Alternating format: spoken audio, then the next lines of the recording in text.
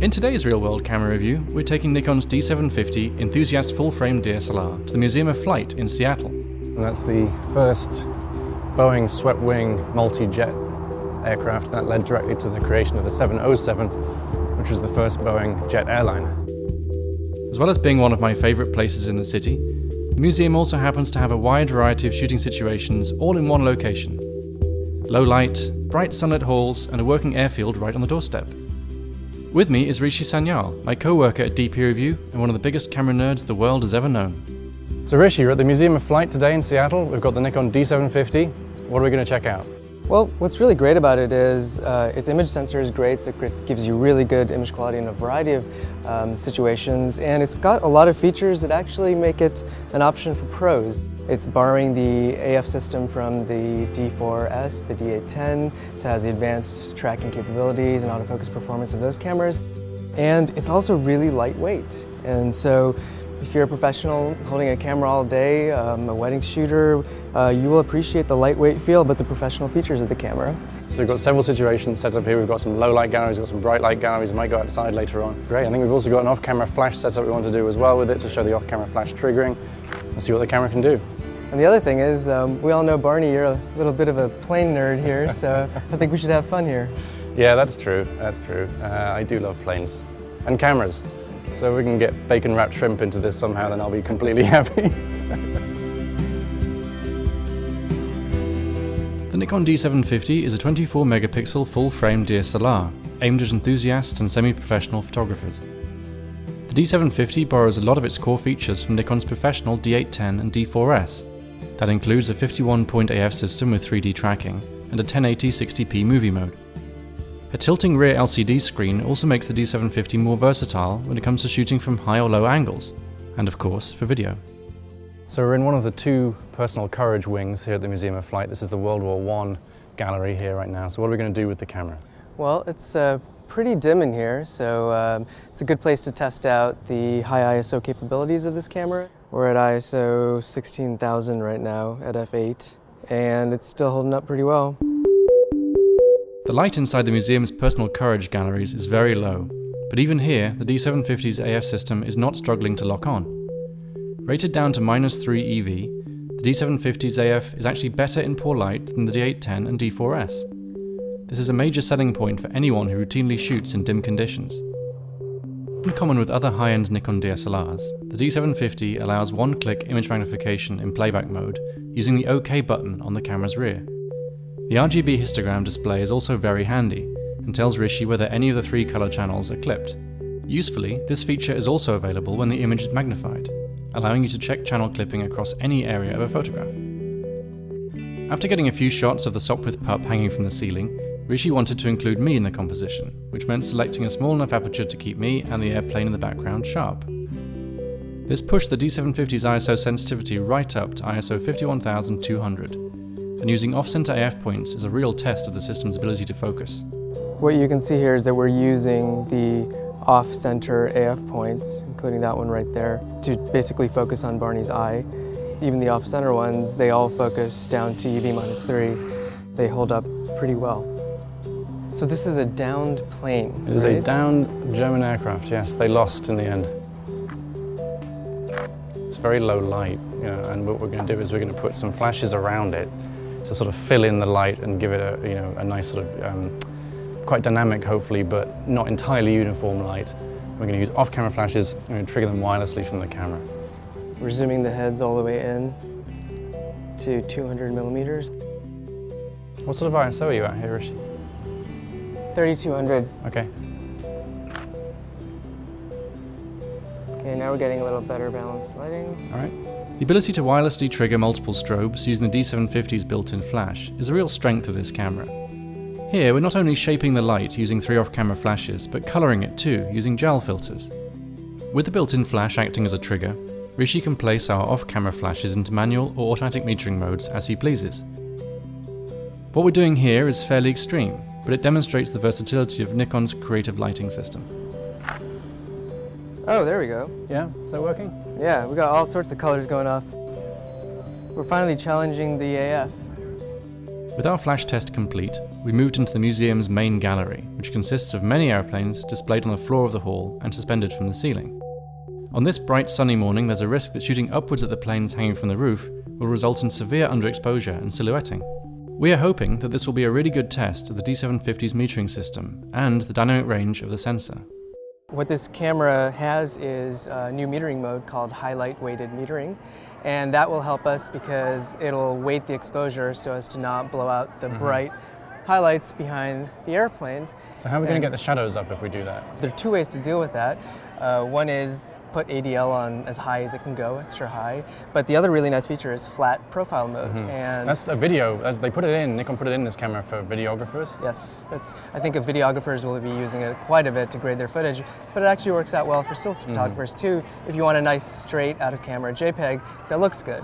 And of course, the other option is to just shoot RAW. Right. And in RAW, you have a lot of processing latitude of those shadows and highlights. As we know, these sensors can be pushed a lot. They can be pushed a lot because there's very little noise in these sensors. And so what you can do is expose for the highlights and then don't even worry about the dark shadows on your camera. Take that RAW file, pull it into post-processing software, and then lift the shadows to Great. test. We'll be doing that later on, but for now, let's just get the shot and see what we can get. Yes, All let's right. try it. Polished aluminium airplanes in direct sun are tricky subjects to shoot. But we know that the D750 sensor has a huge amount of dynamic range. That should allow us to capture everything from deep shadows to bright highlights in a single shot, without resorting to image compositing. I think we've got a lot of examples here of really, really tough scenes, really high dynamic range scenes, backlit subjects. We couldn't have asked for a brighter sun. There's a huge difference between the brightness of the sun, brightness of the outside of the museum, and the inside, and I'm shooting straight into the air intakes of these two Korean War era jets. So I know if I underexpose these raw files a lot, what I can do is I can get the sun and the bright areas properly exposed in the camera. But then the shadow areas are totally black. I mean, the exposure it looks horrendous. But what I know with the raw files in this camera, the sensor that's in this camera, I can actually pull a huge amount of detail out of the shadows, way more than you might think. I love spending time in the Museum of Flight, and today everything has come together. I get to hang out around planes, and with the dark galleries and bright main hall creating really tough shooting environments, we're really stretching the Nikon D750 sensor too. So Rishi, I can't help noticing you're on the roof of a car. what are we doing here? Well, we've got an airfield here and a landing strip and a takeoff strip. And so what we figured we'd do is pop a 70-200 f4 image stabilized lens on the D750 and change it into autofocus continuous mode with 3D tracking. And that way I set my center focus point on whatever it is I want to focus. I initiate focus, and then I let the camera take over and pick the correct AF point to stay on the subject and track. And we got one coming in right now. Coming in.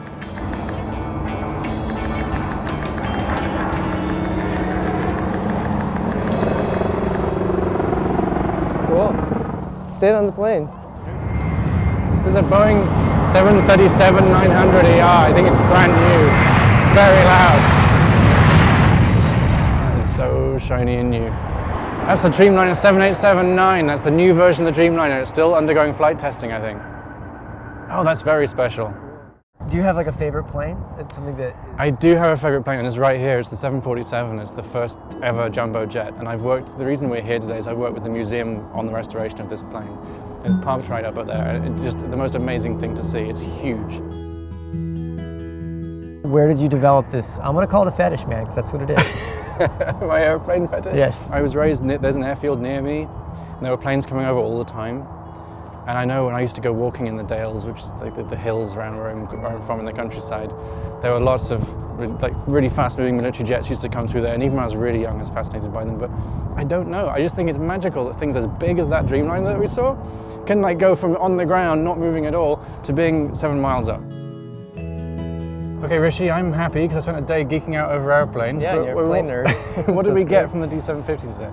No, it's a great camera. It's lightweight. It's got professional grade AF features, which are very, very useful for lots of different scenarios. And it's got an amazing sensor in there. It's just great in low light as well as in lots of high dynamic range situations. The buffer did fill up quite easily when I was shooting in RAW plus JPEG. So that's shooting at 6 FPS. Yeah, 6.5 FPS continuous shooting. You are going to fill up that buffer. But I really do appreciate the 6.5 FPS fast shooting rate, which puts it between the D810 and the D4S. The only other thing I would appreciate is cross-type points all over the frame. You know, you had some issues in low light with the very peripheral AF points not being quite as Yeah, because in really low light, it's really trying to find contrast, and when you have cross-type points, it just has a better chance of finding contrast and detail in your scene because it's looking along two axes for detail. Well, I know we've got some raw files shot inside the museum in that main gallery, which was severely underexposed, 2-3 stops underexposed, and I'm really curious to see what we can pull out of those shadows. Yeah, you can go 5-6 stops. You'll be surprised. It's incredible, isn't it? Yeah. All right, well, let's see what we get.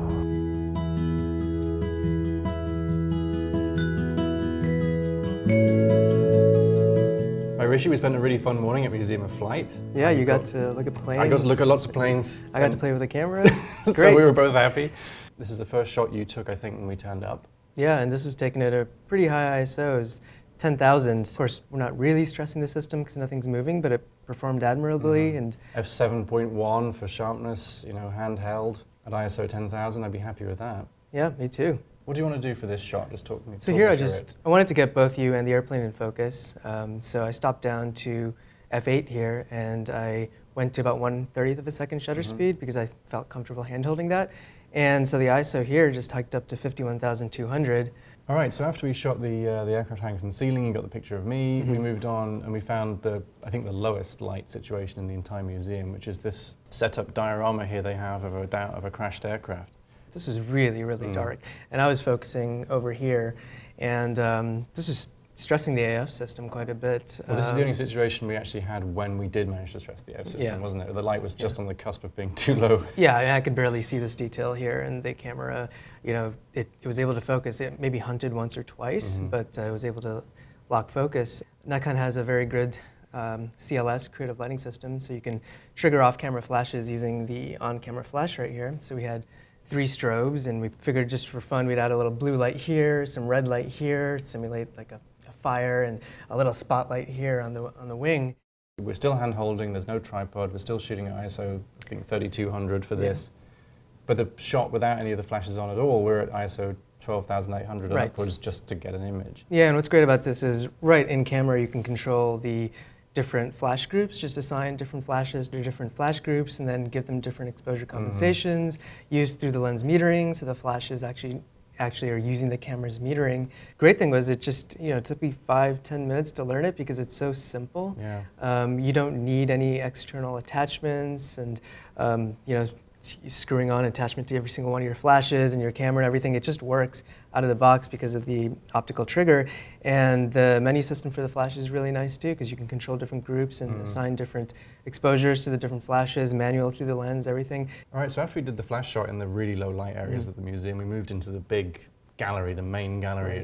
This is it. It's a glass ceiling space. It's huge. There's planes hanging from the ceiling. There's planes everywhere. It's fantastic. I love planes. The issue you have working in this kind of situation is there's no uplighting on these aircraft. They're basically hanging from the ceiling.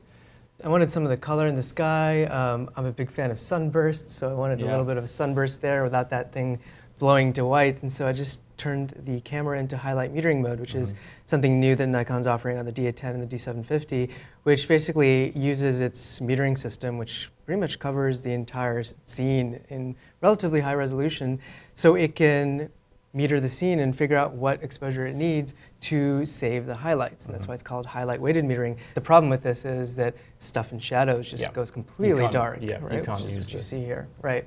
So what you can do then is use Nikon's ADL or active D-lighting modes in conjunction with this highlight weighted metering to bring the shadows back up. And so this is ADL extra high, which brings the shadows up. But it wasn't quite enough, and so at that point you can actually enable a new picture profile mode that Nikon offers known as flat. Yeah, let's talk about this because this mode, and we maybe made this mistake initially in our coverage of the 810 and 750 as well. We sort of thought that was a videographer's feature. That's what it's marketed as in general, but I actually love using it as a stills photographer because there are lots of scenes that are very high dynamic range, and in those cases the high contrast image that your camera will typically make in standard mode does not actually correlate to what our eyes see in the real world, which is just this high dynamic range scene. And so what the flat picture profile does at that point in those situations is it actually brings you closer to what your eye would have seen. Literally very little to no noise. Yeah. And the sensor means that you can rescue really, really deep tones. And here you've even added some contrast back to the scene to counteract what the flat profile might have otherwise done. I mean, this is how I know a lot of people are JPEG shooters. It's convenient, it's much easier to do that. But if you do shoot RAW with these cameras, you can do quite extraordinary things to the files. Yeah, the RAW file has all the data you need. You know, you can use highlight weighted metering to preserve the highlights, but all the shadow detail here is in the RAW file, and it's clean because there's so much dynamic range on this camera. This was ambitious. I think this was 4 stops underexposed, maybe 3 or 4. Yeah. And there's nothing there at all. Right. There's the sun, but nothing else. Yeah. And then in RAW, there you go. You There's get all the that shot. back. And that's a little bit noisy if you zoom in, but it's perfectly acceptable. it's a picture, and that is not a picture. And this shot has detail in everything from deep shadows right through to the highlights of the sun. A slightly less extreme example here, exposing for the highlights again on the fuselage of this aircraft. And there you go. And that's 2 minutes work. Right, and the important thing here is you don't even have to bracket. There are no graduated filters here, there's no HDR, there's no bracketing. The dynamic range of the sensor is so much that you can actually capture a ridiculous amount of tones in the real world. This is worth stressing. You're really not losing anything by doing that. There is so much detail in these shadows. I've been trying to find scenes in the real world where, you know, I actually go beyond the dynamic range capabilities of these sensors, and I've been shooting, you know, crazy sunsets where the clouds light up bright red half an hour after sunset and your foreground is dim, and I can't stress the camera. This is an incredibly high dynamic range shot where I exposed to save the tones in the sky. You see this really nice gradient from orange to blue, and everything here is really, really dark. And if you just go to... When we turn ADL on. Extra high, you get some of that back. Then when you go to the flat picture profile, you get even more back. And if you actually start looking here, the detail on the rocks are all actually there. And this is just JPEG, isn't it? Yeah, I didn't even... If you go to the RAW, there's even more detail there. Okay, so after we shot the dynamic range stuff inside in the main gallery, we went outside a little bit later in the morning, and we wanted to test the tracking capabilities of the camera, because we weren't really stressing that aspect of it inside. We were shooting a maximum frame rate here of 6.5 frames a second. This is the AF point superimposed, and it's pretty much dead on. I mean, even when it momentarily wanders off, I think, in a couple of frames' time, but the plane doesn't go out of focus. Exactly, and this is coming from Nikon's most professional level cameras. The D4, D4S, the D800, D810 have all got this 51-point AF system with this high-resolution metering sensor that can analyze the scene and stick to your subject. And they put it in this tiny body at this price point. It's a very compelling system, especially it's a real differentiator, I think. So Rishi, let's talk really quickly about video. I mean, when we were doing a lot of our still shooting, the crew was shooting with a second D750 and doing a lot of B-roll around the museum and shooting lots of video footage. Yeah, and our director got some great shots. Yeah, this is one of them. This is just a rolling sort of dolly shot just along the floor of the museum.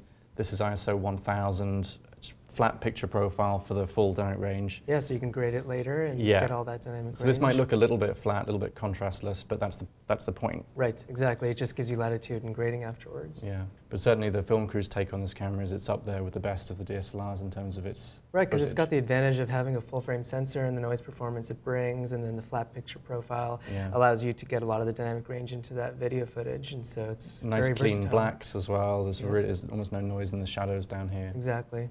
All right, so we've looked at all the pictures. We ran through a lot of shooting scenarios this morning: low light, bright light, high dynamic range stuff, AF tracking. What's your sort of general feeling about the 750?